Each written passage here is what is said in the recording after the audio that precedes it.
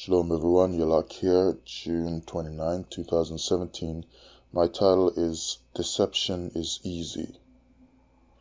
As I've mentioned a number of times recently that I'm rereading the Bible because after all these years in Christianity and then to realize that I really didn't know what the Bible was saying because I learned from everyone else, all the pastors and so on, and read so many books. The reason why I didn't know what the Creator was trying to say was because when I read those books, I read them with the kind of bias that was in my mind from what the pastors taught me, who themselves did not understand what the scriptures were saying. So now reading it on my own, I'm starting to get a much better understanding of what the scriptures are actually teaching.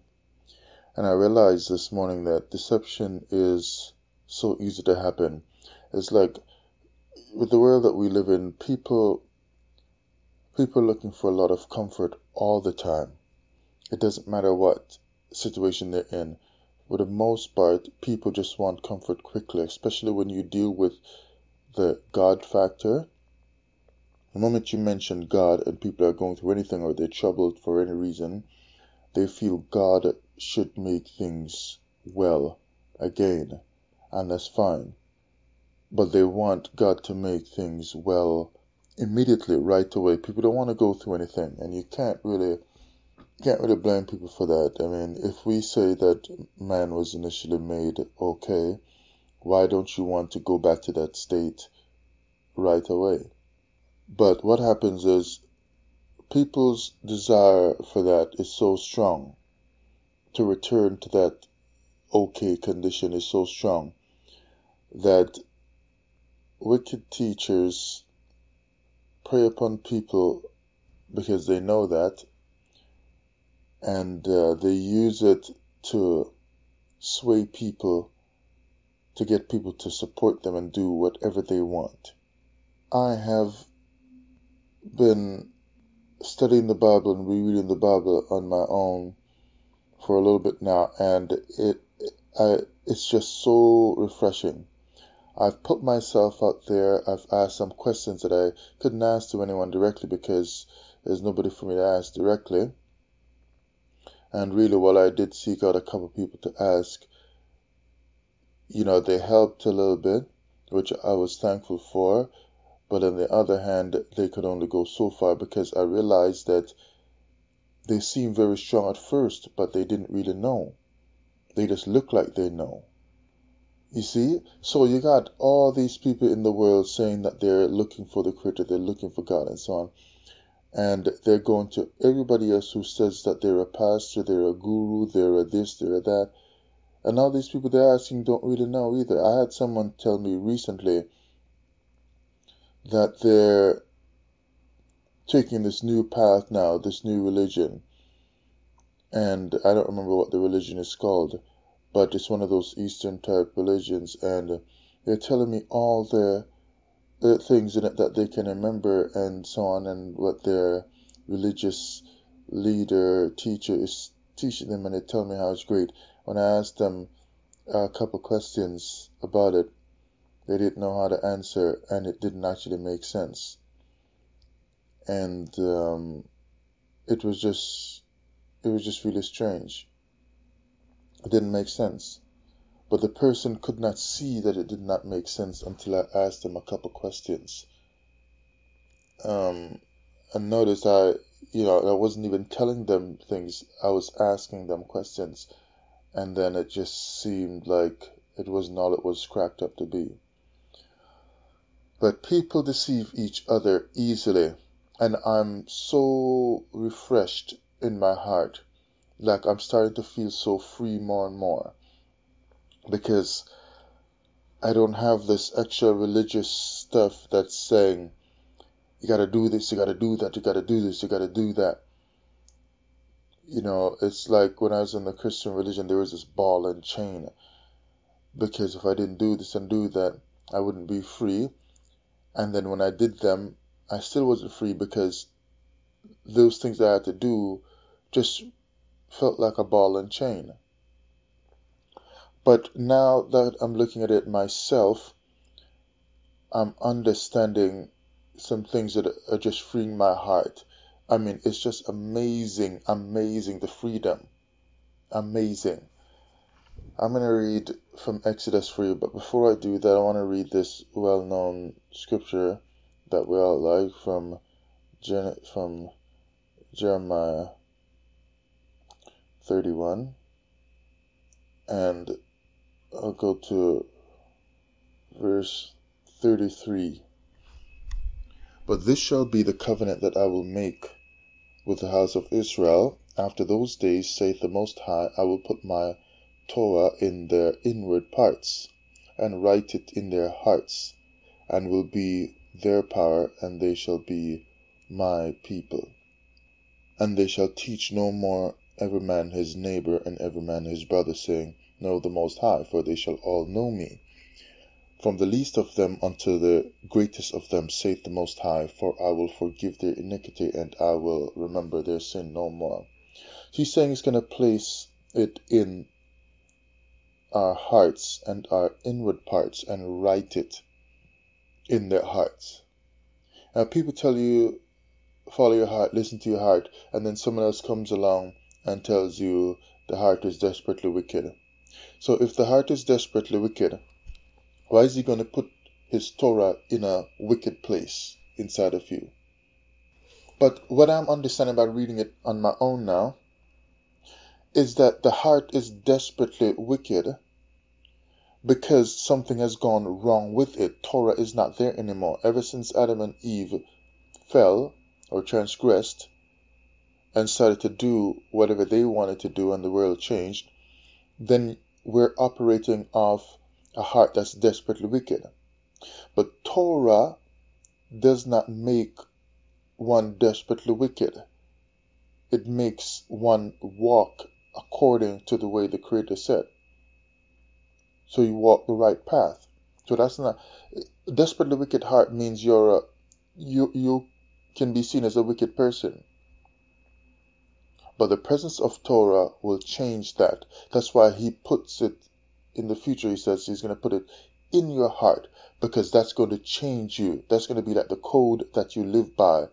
That if I put it in a computer where it programs you, you're running off that program, so you don't have to fear anymore of missing the path. So you're not going to be seen as wicked by the Creator anymore. So now, by reading the Bible on my own and thinking of it on my own without someone there to color my understanding, telling me I must believe this because this is what the group is believing and I am the teacher, I can see for myself that, yeah, you should be reading from your heart and listening to your heart once you have put the right stuff in your heart. So now, and that comes by searching to find the truth. So if he says, I'll put my Torah in their inward parts and write it in their hearts, well, if somebody wrote a Bible for you, you're going to read the Bible. They wrote a commentary, you're going to read the commentary. They wrote a lexicon, you're going to read that. Well, if he's putting it in your heart, his Torah, in the future, where are you going to read and read from?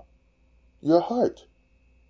Because that's where the instructions about life will be found. That's where the instructions for the Most High and how to communicate with the Most High and relate to the Most High will be found in your heart. And you're going to live the right way because you will be changed. So all this stuff the Christians saying they're going to be going up in a rapture, changed in a moment, in the twinkling of an eye.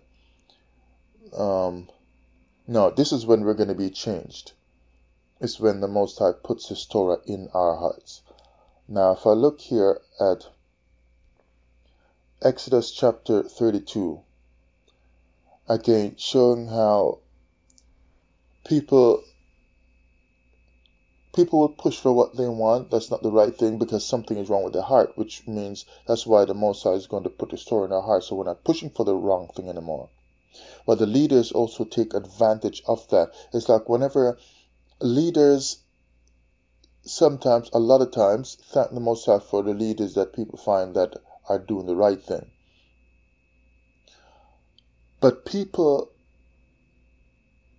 leaders sometimes quickly take the opportunity to let people go the wrong way, lead them the wrong way. Sometimes it's a lot of pressure, so leaders lead people the wrong way. Sometimes leaders are just selfish, sometimes they're just greedy, sometimes they haven't even been taught well themselves, and so on.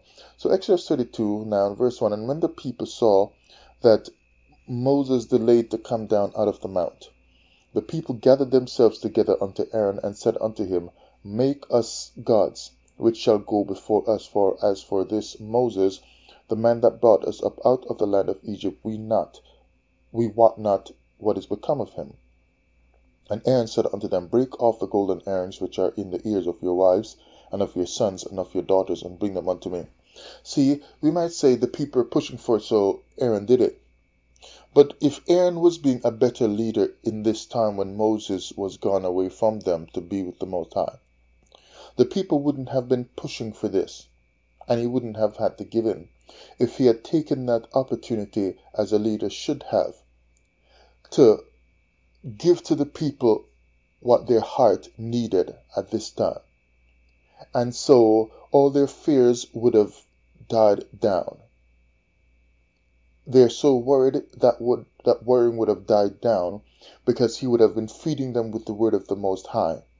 He would have been speaking to them and teaching them and encouraging them, ministering to them, and so on. And they would not have then gravitated toward ideas of false gods that they remembered from Egypt. He wasn't being the kind of leader at this moment that he should have been, and so the people were free in their heart to just run wild, because they couldn't find a leader at that moment. And so once they got out of control, it was just easier for him, he felt, to just give them what they want. But if the leader was doing the right thing from the start, when Moses left, and directing them and keeping them focused on the Most High and so on, and getting them prepared for whatever was going to happen when Moses came back down, they wouldn't have been pushing for this, and he wouldn't have been put in the spot, and he wouldn't have done what he did. So he told them, okay, yeah, come on, let's do it. And all the people brake off the golden earrings which were in their ears, and brought them unto Aaron, and he received them off their hand, and fashioned it with a graving tool. See how easily all this stuff gets done? Because deception is easy to move into. Start to look at the Bible for yourself, because too many people out there, like I said, thank the Most High for the leaders who don't have agendas and so on. Too many people out there will take the opportunity to lead you astray. Too many people. Like, I'm looking at this Hebrew language now, and I realize that a lot of people don't even understand. Now, I embarrass myself by putting out these silly videos, wondering, did they speak Hebrew? Was Abraham speaking Hebrew or Aramaic or whatever he was speaking? And all this writing stuff, did Adam write? As far as I'm concerned, I just want to learn it for myself. And it seems embarrassing, but I'm like, no, because I want people to think about it as well. We know Adam didn't write. Well, how do you know that? Because as far as I'm concerned, I'm either proving that Adam wrote, and in 30 years when they find something that says Adam was writing before he even had children and before you, then what are you going to say? So I'm either proving that Adam was writing, or I am, ridiculing the account in Eden that people who published the Bible gave to us. This Bible that we're reading in its modern form was not given to us by Israelites. White people gave us this who conquered us. We didn't print this ourselves. We didn't edit this ourselves. We didn't choose and select the right Hebrew words and so on ourselves. They gave it to us, and now we use the Bible Hebrew dictionaries they give to us and the Strongs that they give to us, and we select one of the Hebrew words in it that we feel is most fitting, definitions in it that we feel is more fitting to define a certain Hebrew word that we're reading in the text. And all those definitions that we're taking are from all the definitions that they gave us. But when you get another Hebrew dictionary, you realize there was a better definition in another dictionary that opens the verse up some more. So you see why I'm searching? And when Aaron saw it, he built an altar before it, and Aaron made proclamation and said, Tomorrow is a feast to the Most High. And rose up early on the morning, offered burnt offerings, and brought peace offerings. And the people sat down to eat and to drink, and rose up to play. And the Most High said unto Moses, Go, get thee down, for thy people which thou broughtest out of the land of Egypt have corrupted themselves. They have turned aside quickly out of the way which I commanded them. Quickly, why? Because deception is easy.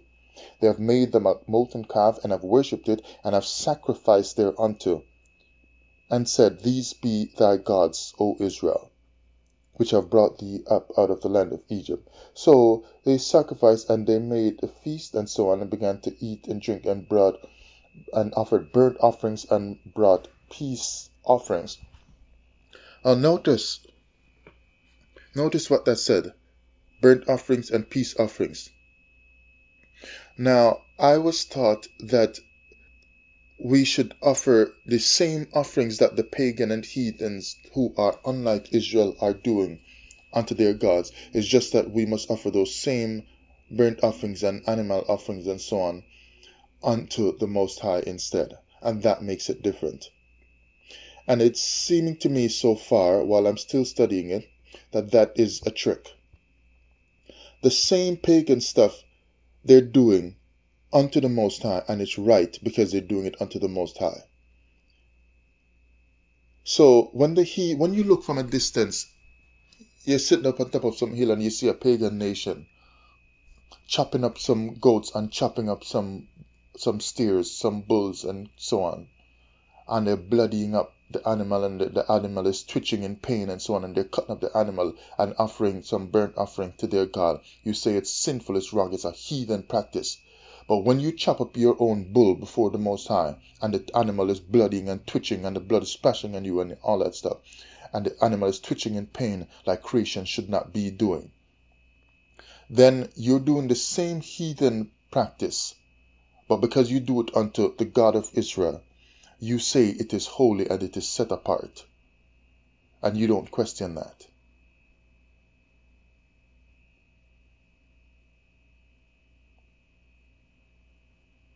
See, it seems to me like deception is a funny thing, right? It's so easy to deceive people. Just let them do the same burnt offerings that we were doing in Egypt and all these other places, and do, chop up all these animals, kill all these animals, slaughter all these animals, kill them, whatever. These are heathen practices. But we will tell them that their God said to do it unto him, and it will make it right in their minds, and they will believe it. And they will do the same thing that we're doing, but they will just believe it is right.